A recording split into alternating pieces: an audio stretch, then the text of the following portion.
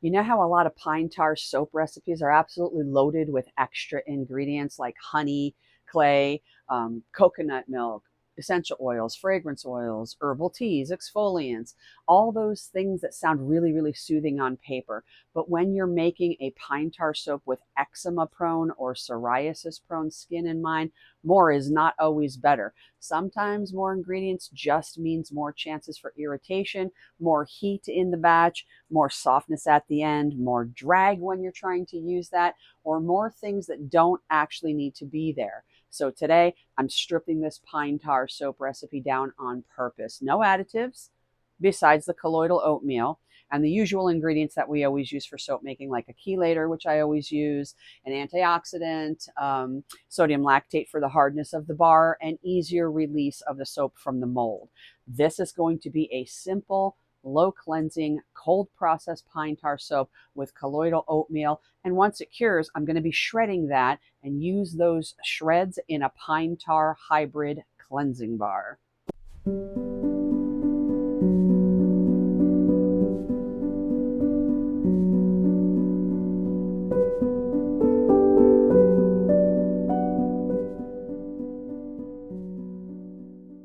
A lot of pine tar soap recipes are built like the more ingredients we add, the more soothing the soap becomes. And I understand why that happens. Pine tar already has the old school traditional skincare reputation, so it's really easy to start adding every ingredient that sounds calming or comforting.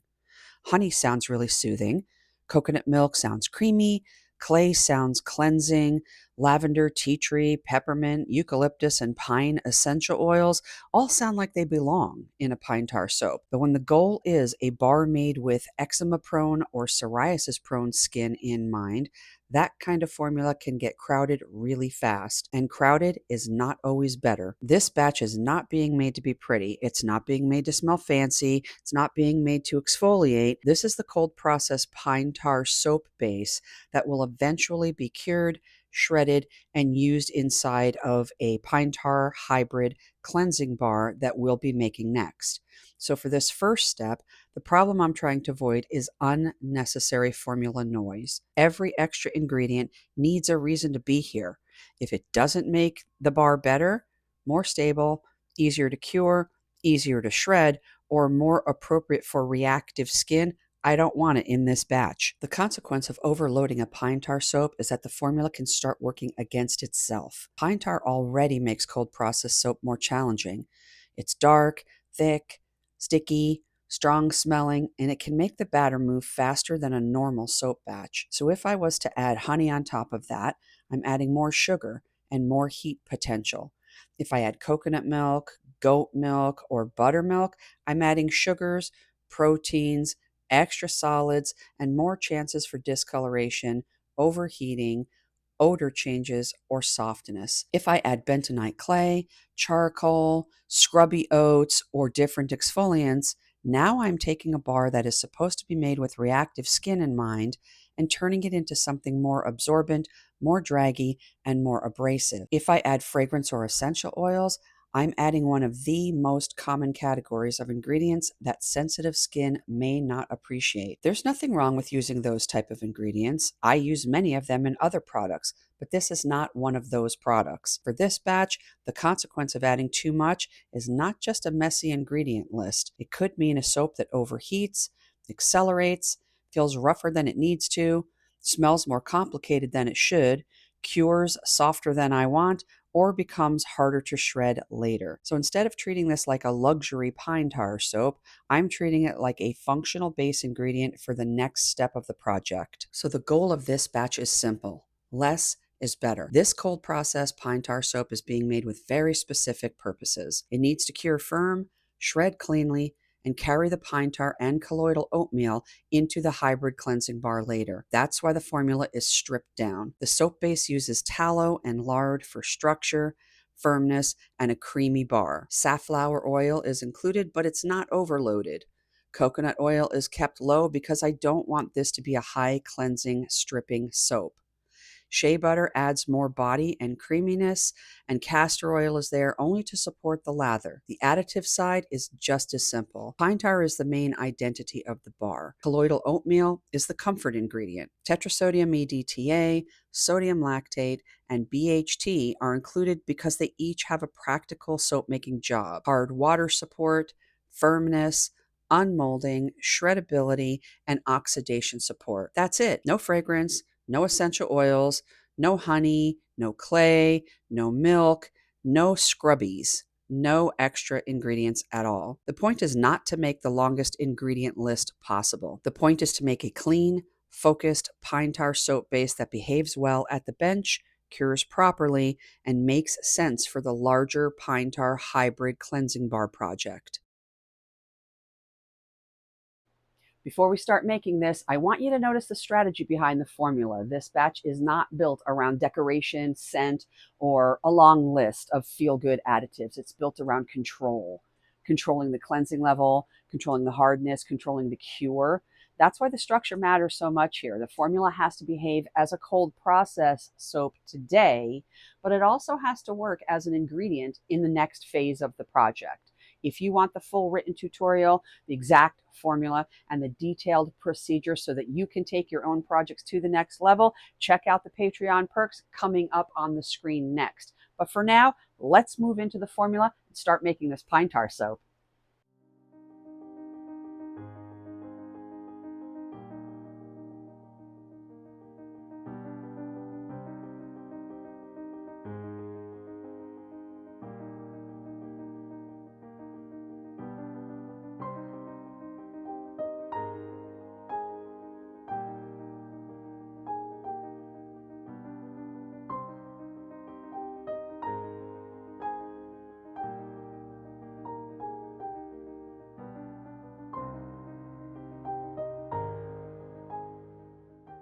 Okay, let me start by saying that I'm only 2 weeks out from my surgery on the date that I am making and filming this. So it's a little bit difficult for me to stand for extended periods of time. Excuse me. So I've, gone ahead and I've done some of the prep work ahead of time, to make it a little bit easier on me. So the first thing that I did was I prepared my lye solution. We can move this out of the way for now. Put this lye solution right here. It's another new angle. Sorry, you guys, I actually have a tripod on my table, so I can already see that's not going to work because of the shaking as I'm making. So bear with me with all these different setups. I'm just trying to switch things up just a little bit, to give you guys a little bit of a closer look. I'll try not to bang the table as I'm going. So anyhow, for this batch, my liquid portion is half distilled water and half aloe juice. I originally considered just keeping the liquid portion completely plain, but for this batch, I'm comfortable using aloe juice at half of the liquid amount. I'm not adding and loading the formula with like milks and teas and sugars and honey or a long list of custom liquids. This is still a controlled liquid phase. The distilled water keeps the lye solution pretty straightforward, and the aloe juice gives me one simple botanical liquid without turning this into a complicated, additive, heavy soap. Because this is a pine tar batch, I still want the lye solution as cool and controlled as possible. So this was actually made several days ago, and it's been sitting here. And we are at 74 degrees on the lye solution. I wanted that as cool as I could possibly get it. And that's about room temperature because it's 73 and a half, closer to 74 here in the facility today, in the lab rather. I keep saying facility because I'm still used to the other big place that I was in. Anywho, pine tar can make cold process soap move really quickly, so I'm not going to be adding unnecessary heat or extra sugars on top of it. Before the sodium hydroxide went in, I added the tetrasodium EDTA. This is one of my standard soap additives because it helps bind up trace metals that can contribute to soap scum and oxidation issues. In a bar like this, especially one that's going to cure and then be shredded later on, I want the formula as stable and predictable as possible. Make sure that you stir until everything is fully dissolved and the solution is crystal clear like this. Then I added the sodium lactate, and that is here for firmness. This batch is not being made, cut, and used as a normal bar of soap, although a few bars will be because a friend of mine wants some. Anyhow, this soap has to cure firm enough to grate cleanly later on, so that the sodium lactate in here makes a lot of sense because it's going to help with the unmolding, firmness, and ultimately the shreddability later on. So now we can move on to the oil phase. We're going to put that lye solution aside. Let's go ahead and move on to our oil phase. It's a good position right there. Again, sorry about the bouncing. The tripod is right here on the table. I'm not going to do that again. It's a good angle, but I'm not going to do that again. Anyways, so I've already melted down and allowed these oils to cool. These are the hard oils. And they're not here because I'm claiming that they treat eczema or psoriasis. They're here because of the kind of soap bar that they do create. And I started off with tallow, and it's here because I want this soap to cure firm. I want it to last a long time and have a creamy, stable feel. For this project, that matters because pine tar can make soap heavier and softer. And this loaf eventually needs to be shredded into a different project that I'm making later on. So tallow gives me the structure without having to rely on a high cleansing oil. Next in here we have lard, and that's going to bring a mild creamy quality to the finished soap. It helps round out that bar so it doesn't feel overly hard or brittle or waxy. In a pine tar soap made with reactive skin in mind, I want the bar to feel gentle and creamy, not aggressive or stripping. I also have coconut oil in here, and that is kept low on purpose. It's really useful in soap because it helps with the cleansing and the lather, but too much coconut oil can push a soap into a more stripping direction. Since this bar is going to be made with dry, reactive feeling skin in mind, I only want enough coconut oil to support the formula, not so much that it takes over. And then lastly, for those solid oils or butters, I have shea butter, and that's here for the body, creaminess, and the structure. I am not treating shea butter like it magically turns soap into a treatment product. It's basically just, it has a practical soap making job. It helps make the bar feel more substantial and creamy while supporting the firmness of the loaf. So once those hard fats were melted, then I added the BHT to the warm oil phase because that's where it belongs, not in the lye water. So I'm using it as antioxidant support. This soap contains safflower oil, pine tar, and it's going to cure for weeks before being shredded into the next project. So I want that extra antioxidant support built into the oil phase right from the beginning. And once that BHT is fully dissolved, we can add the liquid oils. So we're going to be adding some safflower. Let's see if I have it right. Yep, there you guys can see. So the safflower oil is going to bring a softer, more conditioning side of the fatty acid profile. I'm not using a huge amount. It's really not. It's a very small amount because I still want the soap to cure firm and stay stable. But I do want some of that softer liquid oil character in this formula. So let's go ahead and add the safflower to these melted hard oils. This is a really simple recipe, you guys. I think there's 6 oils total. Really simple, but effective. Give that a good stir. And we can start talking about castor oil while I'm stirring. This is used at a low level. Castor oil helps support the lather, especially in a formula where the coconut oil is restrained. But I'm not using a high amount because pine tar can already make soap feel a little sticky and heavy. So castor is here for the support. So we can go ahead and add that. So the oil blend here is doing something really specific. It's not a random collection of eczema oils. It's a low cleansing, firm, creamy soap base designed to carry pine tar and colloidal oatmeal without becoming harsh, soft, or difficult to shred later. So we are going to go ahead then and add those colloidal oats. This is the only comfort powder in this soap. I'm not using scrubby oats or oat flakes. I'm not using any exfoliating particles. This is a very fine colloidal oatmeal, and I want it dispersed smoothly into the oil before the lye goes in.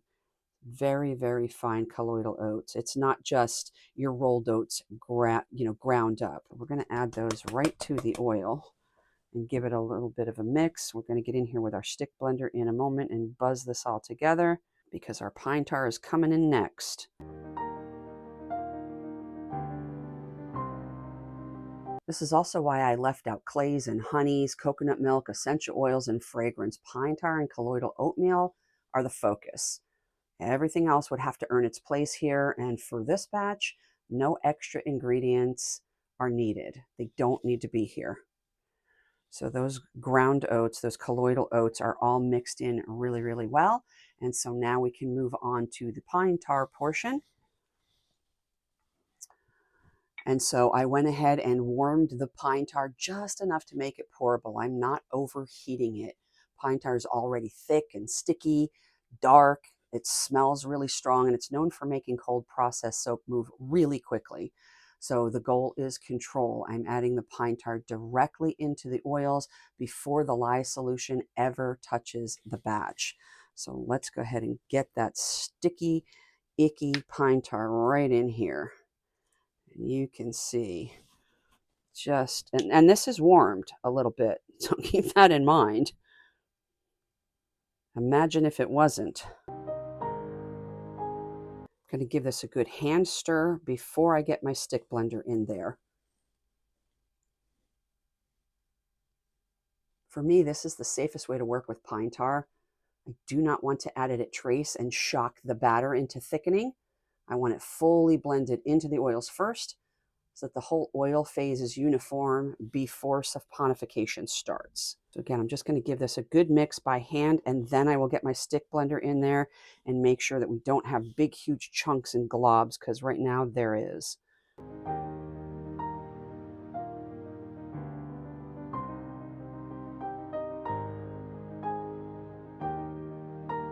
All right, let's get our goggles on because we are ready for the lye solution to go in. Give this just a little bit of a stir. And because this is pine tar soap, I am not going to over stick blend. I'm using short bursts. Then I'm going to stir by hand, then another short burst if I need to. And I'm going to get this mold ready and my overflow, because there will be a little overflow.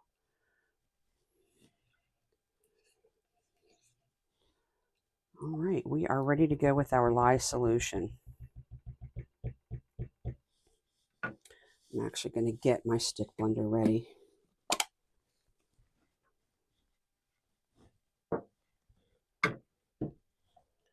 All right, here we go with the lye solution.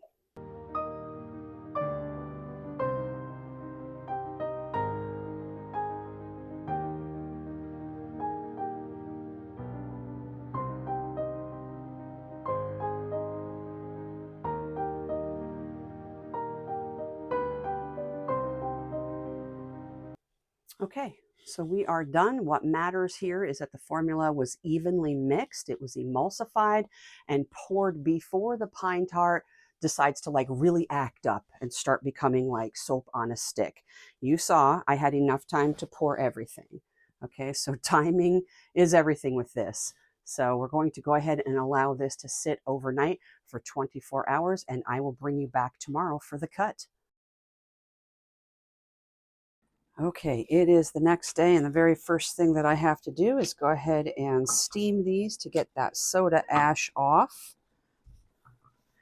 So we're going to go ahead and do that now.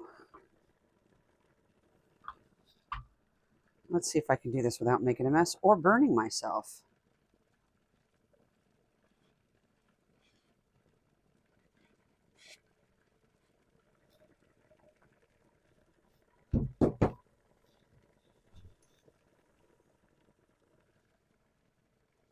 These are funky shaped. They're not pretty.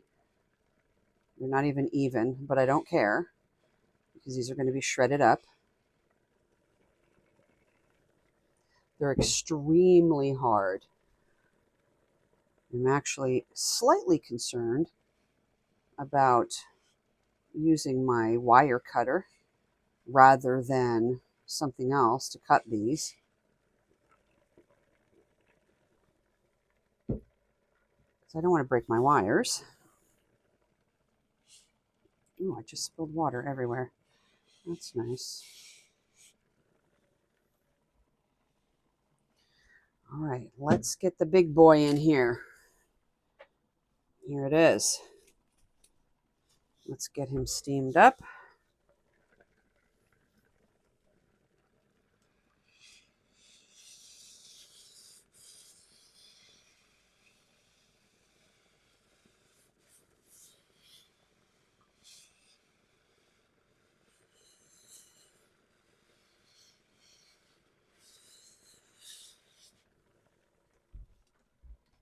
I think that's good enough.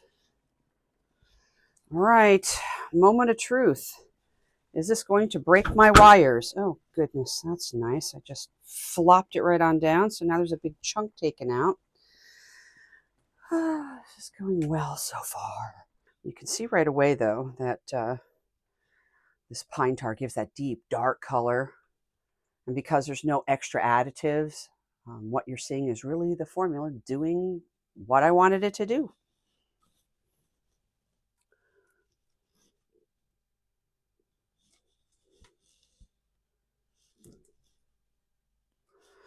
All right. Move it over just a hair. Hold on to your knickers. We're going to see. Oh, it's actually cutting quite nicely. The bar, I'm telling you, this loaf is hard. It is very hard, but it's cutting through here quite nicely. Where's the twang? Where's the twang? Where's the twang? There we go. Good job. All right, let's take a look. Look at that. That's beautiful. Just your plain basic pine tar soap. Yeah, this came out really, really nice. And this is simple on purpose. Pine tar, colloidal oatmeal, a low cleansing soap base, and enough structure to cure into a firm bar.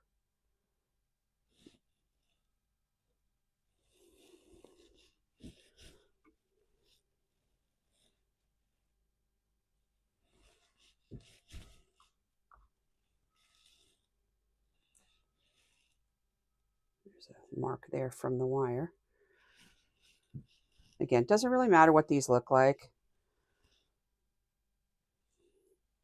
I'm going to be using these for a different project later. Some of these may be going out to my saponification station tier level members.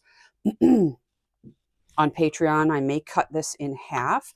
This is not like the bar that they would be getting, because the members in that tier level receive 1 bar of soap every month that they have seen me make here on the channel. So I may just take several of these bars, cut them in half, and include that half with the actual bar that they're going to be getting. And this is down the road. This is not going to be anytime soon. This is a couple of months now down the road.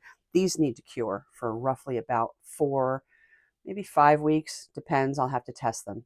Here's what we learned today. When you're making a pine tar soap with reactive skin in mind, the goal is not to pack the recipe with every ingredient that sounds so soothing.